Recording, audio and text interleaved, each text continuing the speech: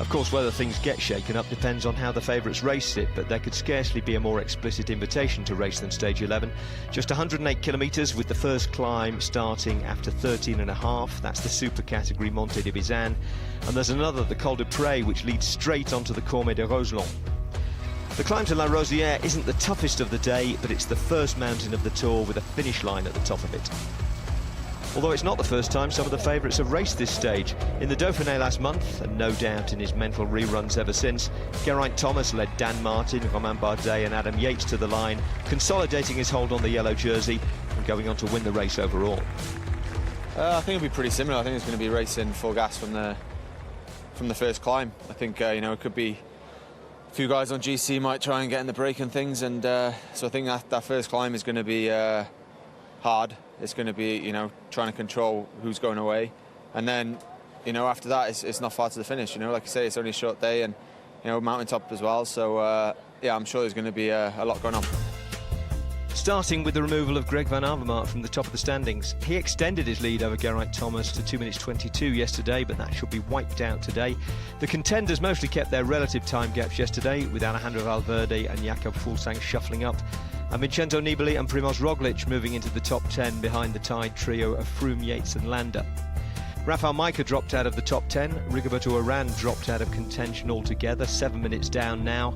The most dangerous rider with the most to do remains Nairo Quintana at 4 minutes 29, a minute and 8 behind Yates, Froome and his teammate Mikel Landa. He was actually set to gain time on Chris Froome and Adam Yates on stage 1, only to puncture and lose it instead. And widening out from minutes and seconds to think in career terms, it's now 5 years since the Colombian finished second to Chris Froome in his first Tour win, and we all mark Quintana down as the man most likely to win it next.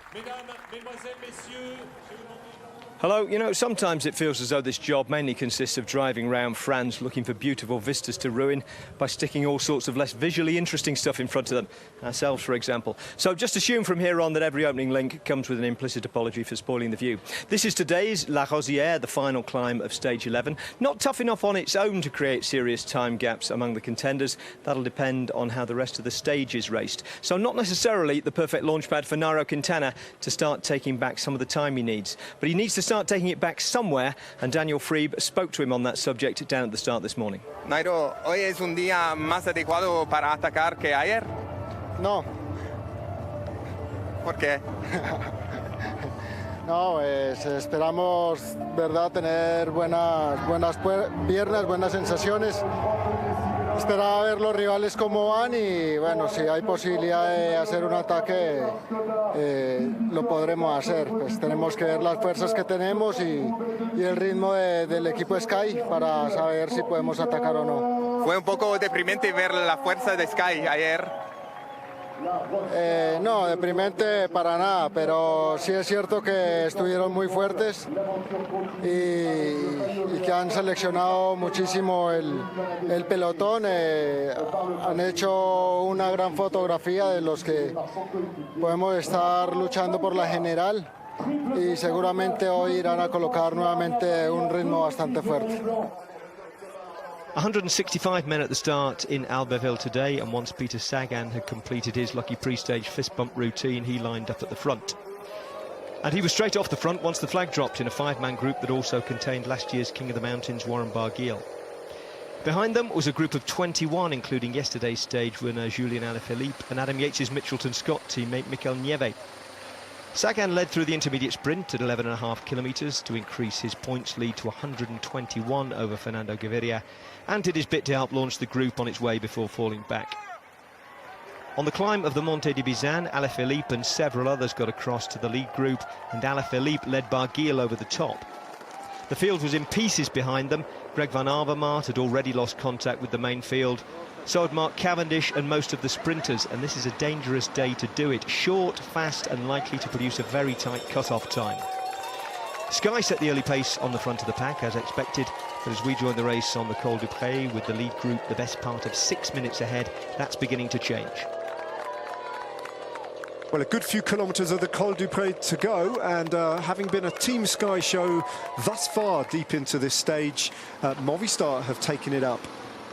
Haven't really opened up the fireworks yet, but they have moved to the front with Daniele Bernati, Mikel Landa and Andre Amador.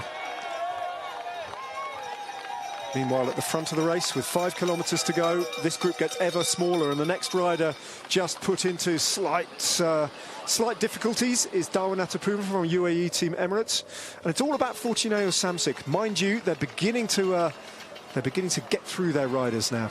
That's the back of the peloton, and those Fortunato Samsic riders who are just losing contact with the back of that are Florian Vachon. Yeah, this is actually quite fortunate that this has happened for Alaphilippe, that they've started to ride hard, because with the peloton now pushing the pace, if they hadn't started increasing the pace at the front, then they'd have likely risked being caught a little bit earlier than he would have hoped for. But as it stands, Greg van Avermaet apparently on the race, hearing on race radio, is being distanced from the peloton now, which is to be expected. I think even he was preempting that by saying in interviews before the race that this would happen. Yeah, there he is. There's the yellow jersey, and a lot of his teammates have cracked before him as well. And don't forget, they've got 2 teammates up the road in Damiano Caruso and TJ Van Garderen, and so no support in his defence of the yellow jersey today. Greg van Avermaet has to do this on his own, and frankly, it's a pretty distant prospect of him hanging on to this jersey today. And the first signs of weakness from the yellow jersey, who's ridden an immaculate race ever since the team time trial, Greg van Avermaet. But he might be losing the jersey, and he might have lost it definitively by the time they get to the top of the Col du Pré. Look at that climb. Absolutely stunning, the switchbacks, and it also gives you an indication of just what the gradient is like here. It's very steep. Battered and bruised and a little bit off colour. Rigoberto Urán is watching the race go away from him on the Col du Pré once more. Amador has to hang on here. He can't really afford, I don't think, at this point in the race to expose Mikel Landa. Got to take this, if they're going to do it, all the way to the top. Yeah, they're going to have limited options, because if they want to set Nairo Quintana up, then they have to be strong enough to remove quite a few of the... There's Bauke Mollema there, who's in difficulty once again. Yeah, last time we saw him just off the back of the group of favourites, it was on the descent that led to the climb of the Col du Pré, and this time on the slopes. The Dutchman is in trouble from Trek Segafredo. Oh, there you go. That's Valverde. He's being launched off. So Valverde is now going. So this is the only tactic they can play, is their team's not strong enough to whittle it down to the degree it needs to be whittled down. So they need to start launching and creating, hopefully draw other strong riders out. Well, Alejandro Valverde has got Marc Soler up the roads. Let's not forget that, who we saw actually just dropping off the very front of the race, some distance up the road, I mean kilometres up the road, and much closer to the top. He will find Marc Soler, the winner of Paris-Nice. So that's classic Movistar as well, to have a strong rider in the breakaway and just dropping off the breakaway as well as a little... Good Lord, he's still in the bike race. We haven't seen him since he basically got his intermediate sprints points, and the world champion is passed now by Alejandro Valverde. So the expected move has come from Movistar, and there's no immediate reaction from the group of favourites, led once again by Team Sky. Valverde, just to remind you, is in 3rd place in the general classification, and if you take Greg van Avermaet out of the equation, he's effectively in 2nd place in GC. He's 3 minutes and 10 seconds down to Greg van Avermaet's yellow jersey. Castroviejo, who hadn't been dropped from this group, is moving back up.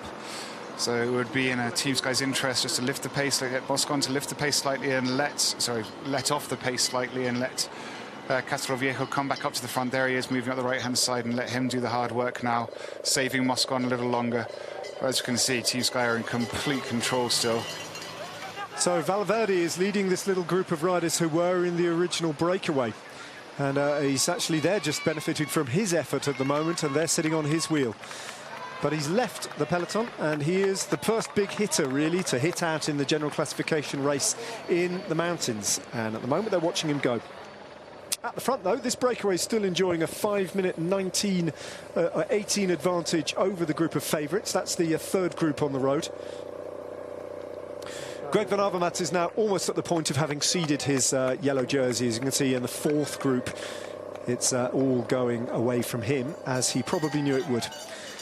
And Valverde reaches that group containing Philippe Gilbert and a few of the other survivors from the original breakaway and leaves them and continues his lone furrow, where he'll be looking out specifically for Marc Soler, who I'm sure will have been ordered now to ride easy and wait for Alejandro Valverde to get onto him. And it's a good ally to have, Soler, the winner of Paris-Nice. Alaphilippe now is in trouble. He is now paying the price for his efforts of yesterday. So that's working. So the Fortunato tactic, that will now be the extra motivation. They've got to take, and it's actually now they want to keep as many riders in that group as possible so they can score more points and take them away from Alaphilippe.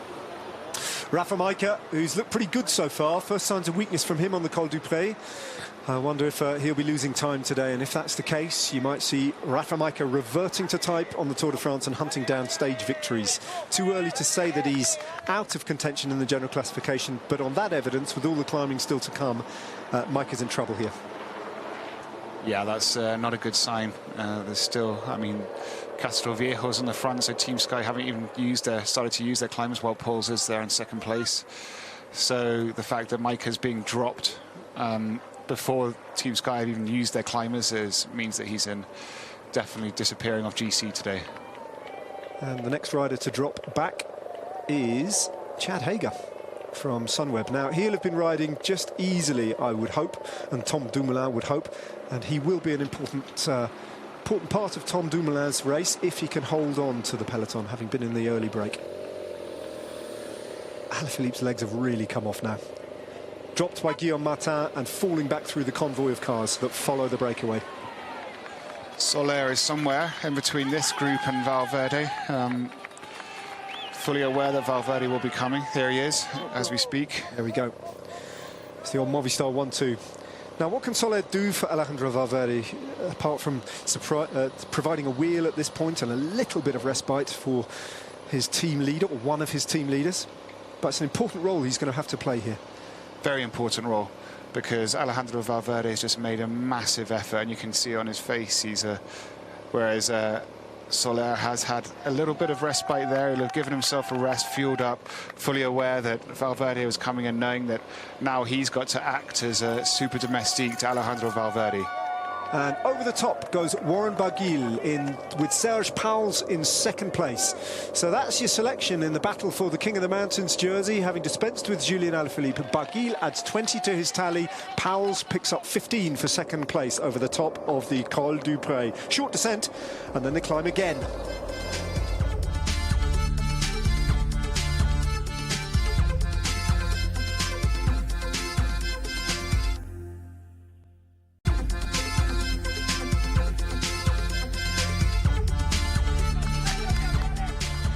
Welcome back. When we left the race at the top of the Col du Pré, Alejandro Valverde had a lead of 1:15 over Team Sky and was the virtual race leader. He expanded that lead before Vincenzo Nibali put his Bahrain Merida team on the front and started to close things back down, making Geraint Thomas the virtual yellow jersey. Warren Barguil led over the top of the next climb, the Courmet de Roseland, and then Sunweb's Tom Dumoulin attacked the Sky group on the descent. Well, Søren Kragh Andersen and Tom Dumoulin on the descent have just put Team Sky a little bit on the back foot. On the descent now, we've seen Movistar attack them on the climb. We've seen Vincenzo Nibali stress them a little bit, but they've been capable of answering absolutely everything. But this pair from Sunweb have opened up a bit of an advantage on this very, very long descent. At the front of the race, well, it's Damiano Caruso, the climber from BMC, who is still holding on to a faint belief that he can outride this very hot GC race that is unfolding behind him. Yeah, it's very interesting that Sunweb have managed to open up quite a significant gap, really, for when you see that everyone else seems to be fairly static in their positioning on the road, and yet Team Sky, I don't know whether maybe all it takes is somebody to make a slight error on a corner, and at this speed, at this point in the race, that opens up a gap, and I'm wondering whether that's happened in the Team Sky train that's then allowed Sunweb, but that's why you pile on the pressure, in the hope that you'll force errors. Mikel Nieve, who's still at the front here, this is the very front of the race. Caruso leading that, the BMC rider, then followed by Warren Barguil. But that's good for Nieve to be out there, because that means that Adam Yates will have a teammate up the road on that final climb. In the meantime, don't forget about these two riders. Soler still working hard for Alejandro Valverde. Last time we caught a time check, still a minute ahead of the peloton. Valverde is 48 seconds back on Geraint Thomas in the general classification. Caruso finally caught. So this is the very front of the race. Only 5 riders left from what was a reasonably big group. They've got a kilometre of flat road before they turn off the main road and start to climb up La Rosiere. Only issue now for Valverde is he's stuck in no man's land. I mean, we can see that the groups ahead are so far ahead. Yep. Well, there's 2 minutes. I mean, look, they're on the flat, they're in the valley, they're approaching the bottom of the climb. And so once Soler is cooked, which won't be too far from now, that's going to leave Valverde out there on his own. While behind there are teammates helping Team Sky and Sunweb, whom we can't see here, are they? They must be further ahead of this Team Sky-led group. And then ahead we have obviously the Barguil group, which is the first group on the road, which he still has a teammate there. And here we have, this is the Sunweb, that's Tom Dumoulin and his teammate. Yeah, Dumoulin's definitely broken clear, hasn't he?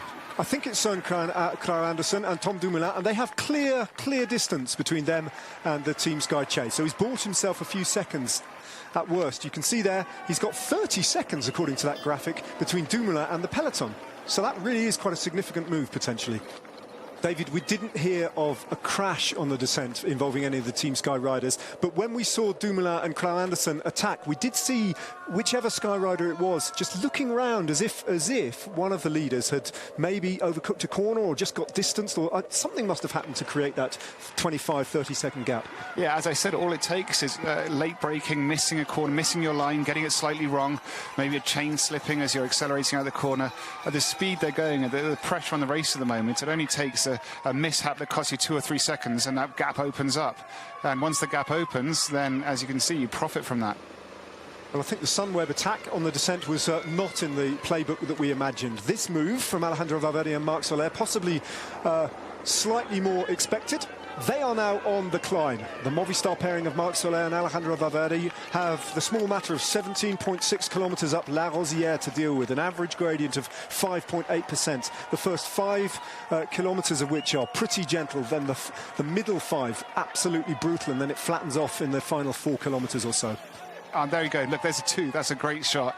You've got the 2 Movistar riders and 2 Sunweb riders.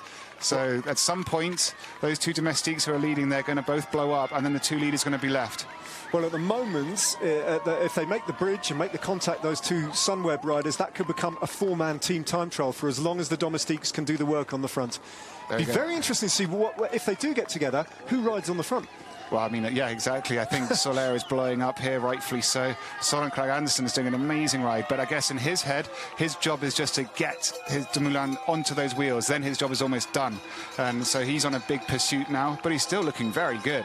Let's not forget, he's had a bit of a rest. He was in that break. His goal the whole day will have been to get ahead of the race and then wait for Dumoulin and do the job. And we're saying with Soler, and this is textbook stuff. And he's brought that gap down so quickly. I think actually Soler is now just blowing up completely. So maybe we can't expect too much of Marc Soler. In the meantime, look at that. Jonathan Castroviejo, then Wout Poels, then Michal Kwiatkowski, then comes Chris Froome and Geraint Thomas. And they've got a little bit of pressure on their shoulders now to bring this slightly chaotic race back under their control. But as they hit the foot of this final climb of the day, they do have strength in numbers. Look at that train. So Soler is done. That's the end of his day, and Søren Kragh Andersen now hits the front, and Alejandro Valverde has, by good fortune, just discovered on the road a natural ally in Tom Dumoulin and Søren Kragh Andersen.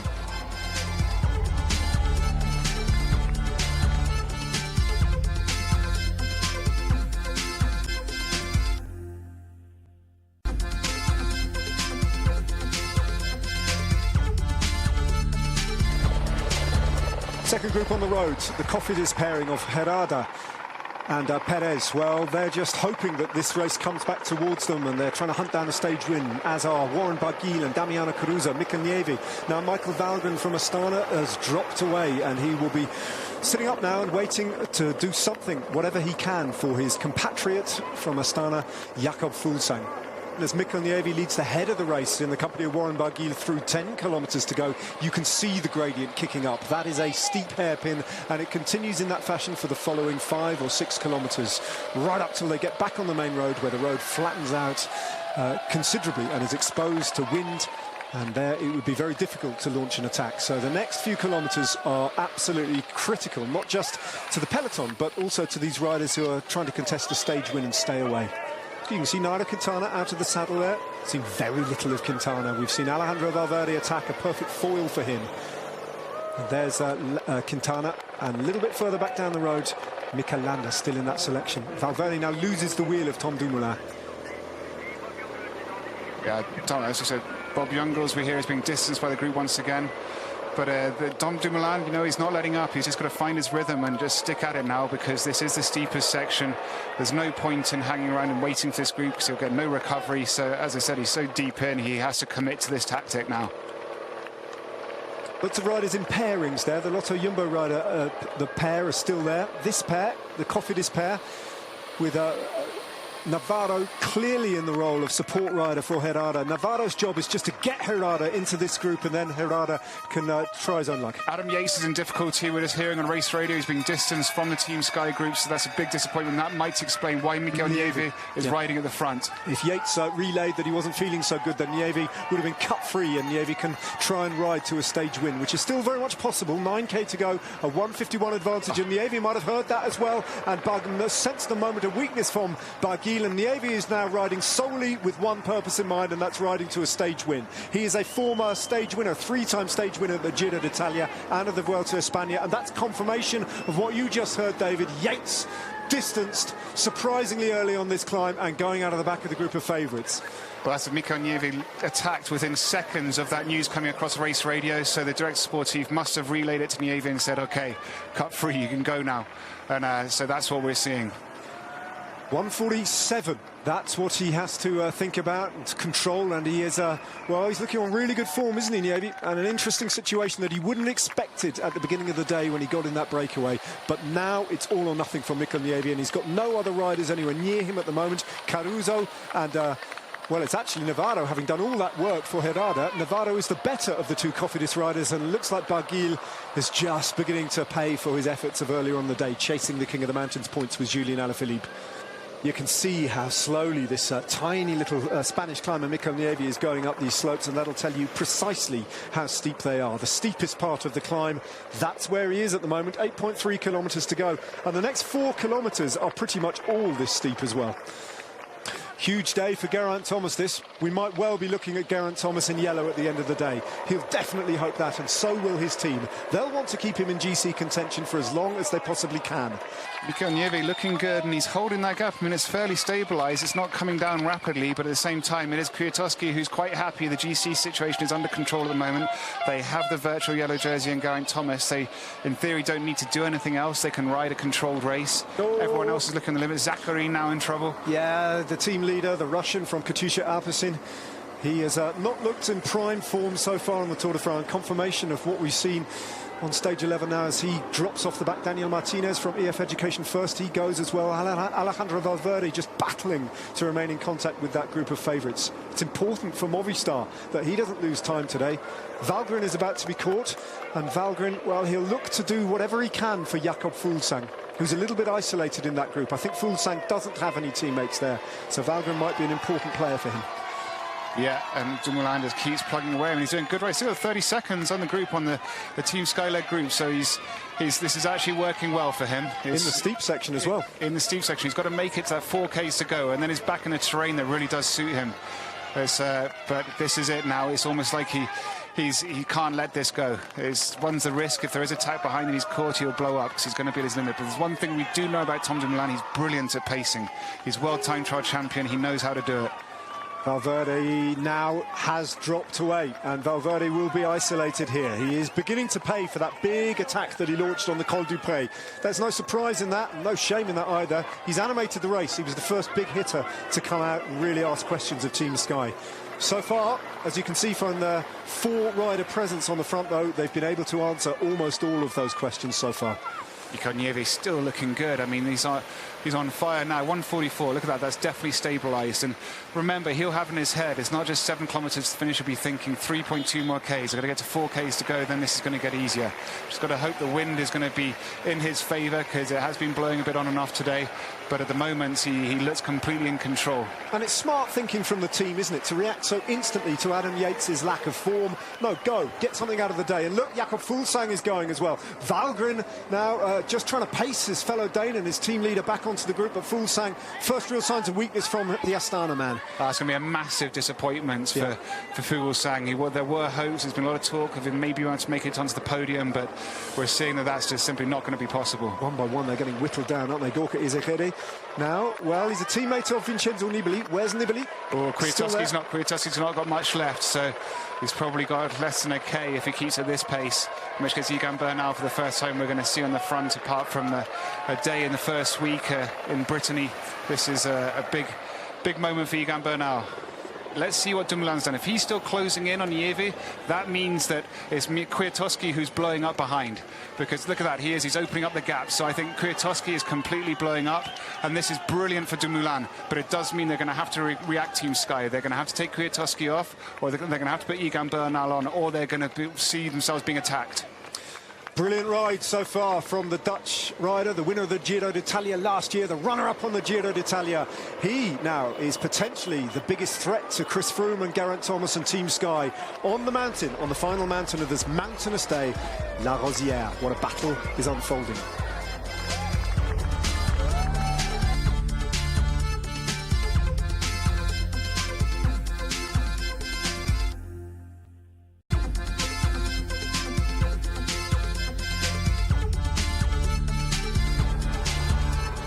That's all that remains of the group of favourites, and Michał Kwiatkowski surely hasn't got too much to offer. When he goes, it'll be all over to Egan Bernal, then Froome, Thomas, Nibali, Bardet, Quintana still there, Roglic, Kruijswijk. And that is about it. There aren't too many other riders. And Kwiatkowski, well, how many times have we seen him do this? When he pulls over, he will definitely come to a complete standstill. Egan Bernal has blown. So we're seeing now we do know where Egan Bernal's limits are. Kwiatkowski, as you said, we're going to see that soon. Will he throw his glasses like he did last year at the Tour de France when he got to that point? But Egan Bernal himself is being dropped. You can see him just sliding down the group there. Kwiatkowski's going to be gone. And then we get to the moment. What's going to happen? It's only leaders left in this group. And who is the leader of Team Sky? What's going to happen between Thomas and the shake-up with Froome? Who knows? Nieve, in the meantime, has just got to keep a cool head. Look at that, Dumoulin, he does know is closing in. There's only 5.2 Ks to go, 1 K till it levels out, and that's where Dumoulin will flip into full time trial mode, and Nieve will be brutally aware of that. And now a big dig from Geraint Thomas. He's the first of the Team Sky riders to go. As soon as Michał Kwiatkowski popped, Thomas accelerates. And he, at the moment, is the virtual race leader as he literally comes to a standstill near Kwiatkowski. But what a big dig from Geraint Thomas. Froome now just trying to shut down that reaction from Romain Bardet. But Thomas, who's the virtual maillot jaune, showing his class at La Rosiere, and he could ride away from the rest here. He has gone a long way out, though. 5K to go, and that's for Mikel Nieve. So Thomas has got the best part of 6 kilometres of this mountain ahead of him on the race. As Romain Bardet looks across, and now Chris Froome will accelerate. So will Romain Bardet bring Chris Froome back into contention? Can Froome even get onto Bardet's wheel? Bardet looks across at his old rival here. Bardet's shown good form. Froome shuts that one down. Quintana still lurking ominously. Then Nibali, and then that's Roglic of the two Lotto Jumbo riders. He survives. Froome now counters, and Froome goes after Thomas, and Quintana just temporarily distanced by Chris Froome. So it's exploding on these upper slopes of La Rosiere now. When Chris Froome goes, he knows he has to commit to this. He has to put everyone deep in the red. Nibali just hanging on. Bardet looking good. Quintana reacting very quickly. And Froome sits up and just watches as Bardet and Quintana start to watch each other, playing cat and mouse now. Can Roglic get back on? Can Nibali get back on? So now they've got to, Bardet's just got to start riding soon because he's got to arrive to GC now. Don't forget, if Geraint Thomas gets up to Dumoulin and they start working together, well, this tactic could backfire for Chris Froome if he was hoping to be able to counter-attack and put time into everyone else. Well, hang on, who's that coming there? There is the white jersey of Geraint Thomas, and in the blink of an eye, he is making contact with that group of Damiano Caruso, Jesus Herrada, survivors of the original breakaway now, sitting on the wheel of Tom Dumoulin, while all the other favourites here in this group watch each other. Bardet goes again, and this time Quintana, well, Chris Froome watches Quintana, and Bardet has a bit of a gap, and Bardet will push on his own. Who's going to... Well, Chris Froome is forced to chase again. Yeah, it's an interesting game now because Chris Froome's got to be careful. He doesn't want to use himself up, but at the same time, look, he's not going to let anyone go. He's going to let Geraint Thomas go in the hope that that provokes everyone else to go deep in the red, chasing them. Then he can counter-attack. But at the moment, looks like no one go. He's going again, Chris Froome, because at the same time, he wants to win this race, even though his teammates up the road. He's in a curious position. But he's got to make sure he doesn't take anyone with him. So when he goes, he's going to have to just keep going and hope that he slowly blows everyone off the wheel. Nibali's now in trouble. He's in a very curious position here, Chris Froome, almost between the devil and the deep blue sea, and he's got all these favourites trying to spring him and get past him, and Bardet, Quintana, Roglic having a great ride here. Quintana moves alongside Chris Froome, glances over at him. This is pure theatre here. Bardet as well, equal to everything that Froome has thrown at him so far, and he will continue to attack Chris Froome. Well, Chris Froome is in an extraordinary position here, seeing his brilliant teammate attack and go up the road. And here he is. Geraint Thomas now is on that group with Dumoulin, the perfect ally for him at this point in the race, just powering his way onto the lower, the lower gradients, the higher slopes of this climb up La Rosiere. This is back onto Thomas and Dumoulin territory as well. Yeah, look at this. This is where Dan Martin finally catches him, just counters immediately. That's so like Dan Martin. And Chris Froome was just hoping that somebody would do that. There he goes. He's broken the elastic, Chris Froome. Now we're going to see Chris Froome go into time trial mode and try and catch back up. And this is where we're going to get an indication of just how good Chris Froome is. Because if he can bridge back across, and no, the problem is, though, that's going to provoke these guys. They're all going to start. Are they going to work together or not? Nibali plays always such a cool customer. He's just going to keep there and try and not do anything. But I think actually so far in the red that he can't help. Dumoulin is in full TT mode. We haven't had much fun. We don't know whether Geraint Thomas is working with this group. He should be. Or is he going to play the card that he's got Chris Froome coming up? Because he can also do that. He's looking behind. Yeah. What does he do? No, so Chris Froome is riding. They've decided that they're going to unite forces. So that means that Geraint Thomas won't ride up ahead. He'll wait for Chris Froome, then they'll ride together and move themselves up into first and second on GC. And let's flip that around. This could be great news for Dan Martin. Let's not forget about that. He's got the perfect wheel here in Chris Froome, so repaying the favour, if you like. And still they look at each other in this group, and they're out of sight ahead of them on the road. Well, Nieve has got 23 seconds. It is shrinking now, and the wind is playing a part here. Fairly soon, though, within the final kilometre, he'll hit the barriered section and get into town where it will be a little bit more sheltered. Everybody's sitting on Tom Dumoulin here. It's been a heroic ride from Tom Dumoulin, attacking on the descent with Søren Kragh Andersen and still defending a lead against Chris Froome and Bardet and the rest of them. Only Thomas of that GC selection able to live with the Dutchman and bridge across to him, but they're all sitting on his wheel. So what could happen here, because these two are now bridging up to Dumoulin's group. Dumoulin is just sitting on the front. Geraint Thomas is refusing to ride. Great tactic, because it means he's resting up. Now, when Chris Froome and Dan Martin, they finally bridge up, does Geraint Thomas then counter-attack once more? Because Dumoulin is going to be so deep in the red by that point, and then Chris Froome once again sits on Dumoulin. Should do. All other things being equal. Whatever happens, there's almost a certainty as we look at Mikel Landa, who is losing time on today's climb. Mikel Nieve, his compatriot, 1.6k to go for him. You can see he's got to hope that it stalls slightly when they catch up to it. It's 1:05 back to the Bardet group from Mikel Nieve. There we go. We're going to see the gap for the first time in real time, and there it is. Dumoulin was still Geraint Thomas just glued to his wheel. Caruso hanging on, and then we might just catch a glimpse here as well of Chris Froome and Dan Martin chasing this group, and behind that we have the Bardet group.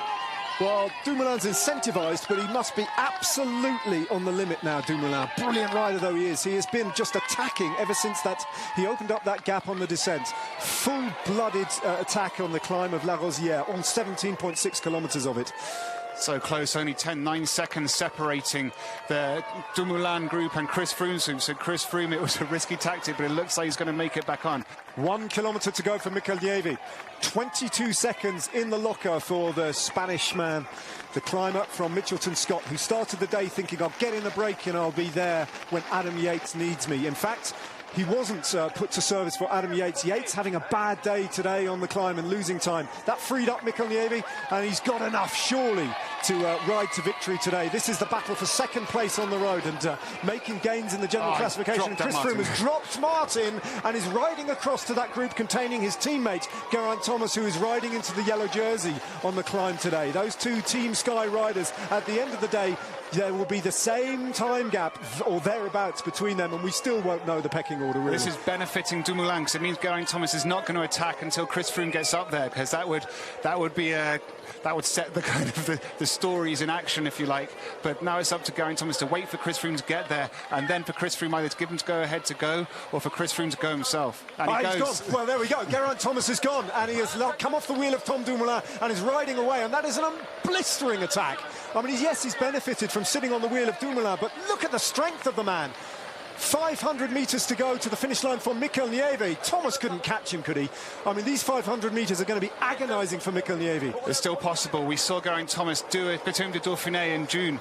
He did a similar attack that just brought back so much time in the last kilometre. Froome makes the junction, and Thomas is out of sight and round the corner. And Chris Froome's going himself, so Dumoulin is now on his final legs. Didn't even look to the right. I think he just can't even see straight. Oh, he's just gone straight past him.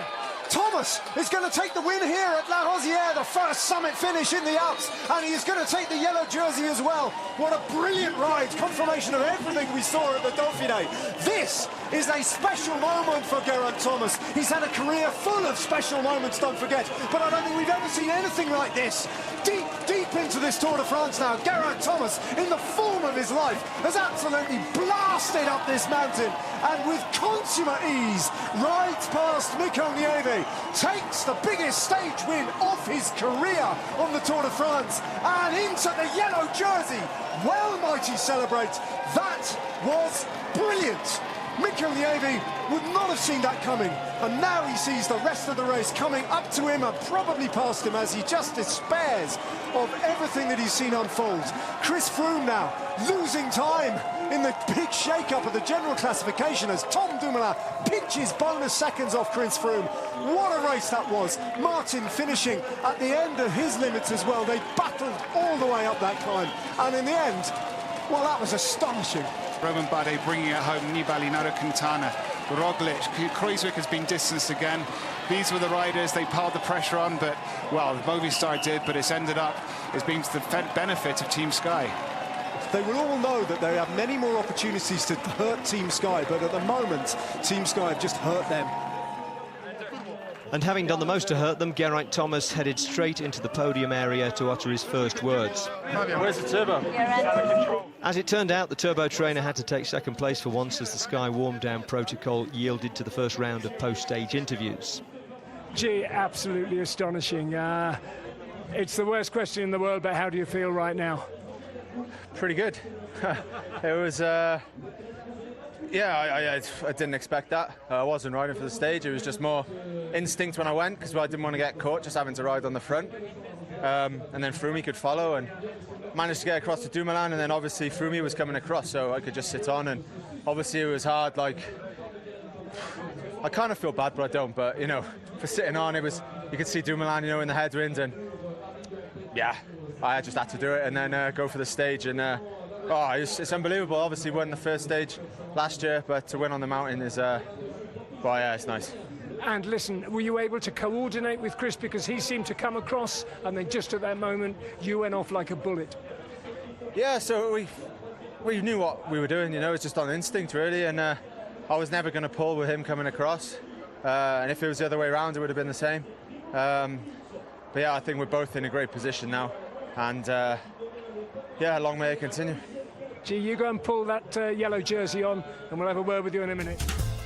Let's use that minute to give you the stage result. Thomas had 20 seconds plus his bonus over Tom Dumoulin and Chris Froome. 10, 6 and 4, of course, for the first three places. Damiano Caruso and Mikel Nieve came in just ahead of Dan Martin. There was half a minute from him to Jesus Herrada. Romain Bardet, Vincenzo Nibali and Nairo Quintana finished at 59 seconds, along with Primoz Roglic.